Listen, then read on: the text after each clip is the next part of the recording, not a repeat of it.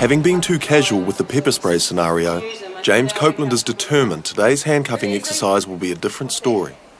Right, pick up your handcuffs. It was cool getting handcuffs today. I've been looking forward to starting to get some of the toys. So what I want you to do now is put your handcuffs on, both of them, and then help each other to double lock.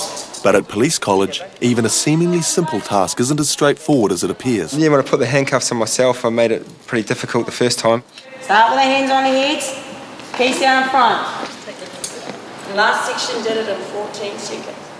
Go! Against the clock, the recruits must unlock themselves from the handcuffs, a task which should be easy when you have the key. 23, hands on head, 24, 25, hands on head, 26, 27, 28, 29. Though once again, James lets himself down, and he knows it. 33, 34, no pressure then.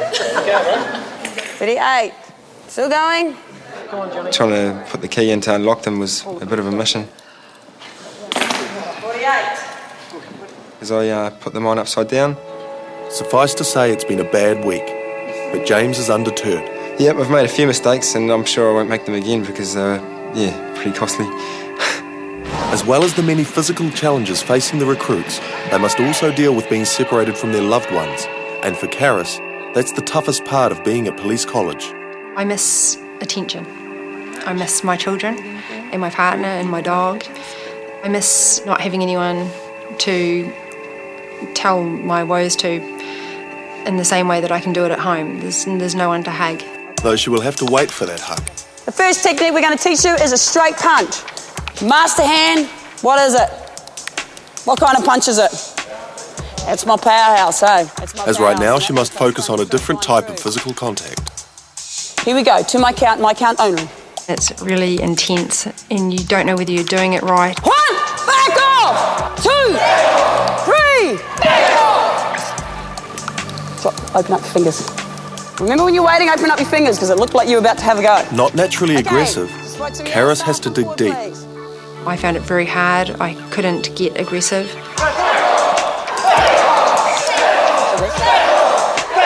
Good. Though if she's going to make it on the front line, Karis will have to toughen up. Over the next few days, the pressure mounts for Patrick Tongi and Bridget Suckling as the PCT approaches. Both endure a little extra training in order to succeed, the difference being, Bridget actually enjoys it. Meanwhile, James hits the books, hoping he can turn around his unlucky streak. And Karis has decided the only way to overcome her meekness is to throw herself in at the deep end. When we first got here, we got told that you could volunteer for OC spray, and I never want to do anything to anyone that I haven't experienced. And so I volunteered for it straight away. There's going to be a lot of yucky mucus stuff going around. I've never had butterflies as big as were in my stomach, and I was thinking, what on earth have I put myself in for this time? Once you really do feel the pain, you're just going to stop and you're going to put your hands up. Now there's no turning back. You try and prepare yourself, but you can't. Okay, guys, can you please move over that area? We need to keep this area clear. Adding to the pressure, Karis must undergo the experience in front of an audience. Mrs. Charlie. I felt like I was being taken out to be shot. I felt like I was being marched out to die.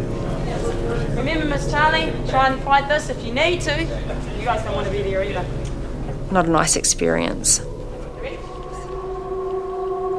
Break! Keep your eyes open. Come on, keep your eyes open. That's it. Stay back, stay back, stay back. Come on, that's it, that's it. Come on, fight me, Hey, that's it. Police know pepper spray affects everyone differently, but it burns into Karis's face, causing temporary blindness. Fight it. When you put your hands up, you're ready. Hands up. Good work. It's the most excruciating pain that I've ever felt. Though the ordeal is only just beginning. It's burning my face. Okay. Yeah, it's all right. Take a bit to settle down. Keep your mouth shut. No, it's burning my mouth. How's your face? Sore.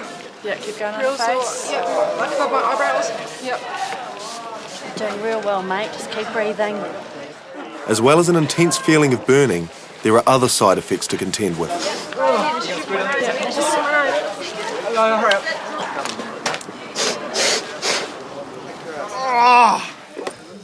One by one, the other volunteers line up for treatment. a process which takes at least half an hour and is extremely painful throughout. Yeah, the more of this we get in there, the more we get out. Oh, it's burning my face. It burns so bad. Just think it's nothing compared to childbirth, mate. Oh, you know? As the rest of the recruits look on, the last of the pepper spray is washed away with an antidote and No Tears baby shampoo.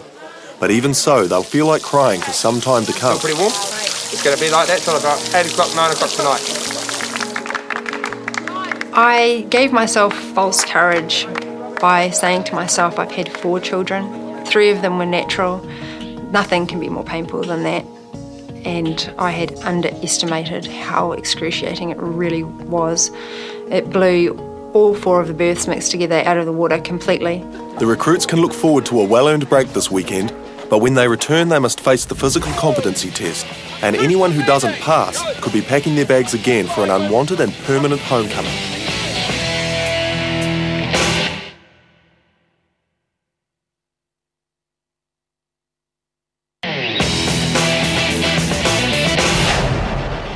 The recruits of Wing 224 have enjoyed a weekend of R&R, but all too soon it's over and they must return to police college. And for Patrick Tongi, that means facing the physical competency test. I am nervous and I just hope that I stay on track and don't go other ways. James Copeland is also struggling with course requirements and knows failing the course would not go down well at home. Being a second-generation cop, the thought of failing the course isn't very good. Yeah, it's just not an option. It's not an option.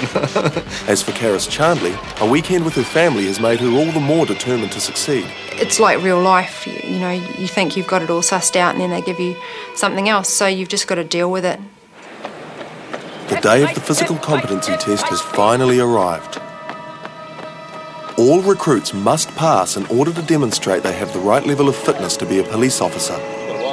For Bridget Suckling and Patrick Tongi, this is their biggest challenge to date.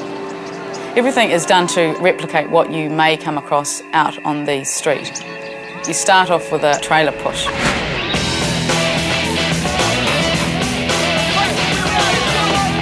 And then you got to do a 200-metre sprint. Then the next thing you bounce up onto a beam. Then there's low hurdles, 2 low hurdles that you go under. If it's hard enough, you have to go through a window. And there's a 6-foot wall.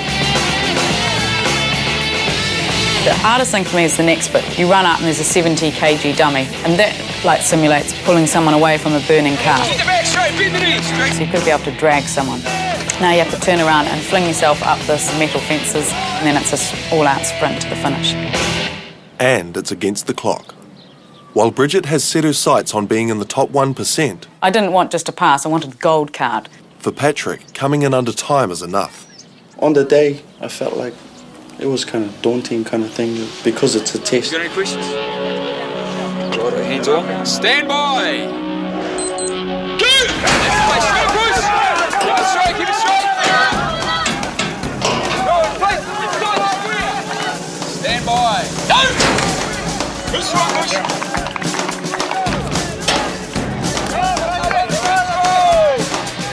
2-foot landing! Good!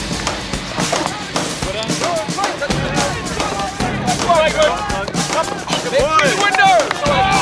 This way, down to the wall!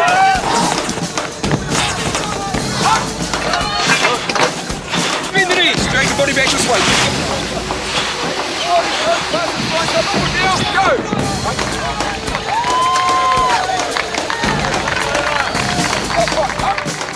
With the test over, both have passed. Bridget has realised her ambition of gold card by finishing 30 seconds under the time required. Yeah, I got gold card. Yes! And as for Patrick, I just made the time. I passed my first test.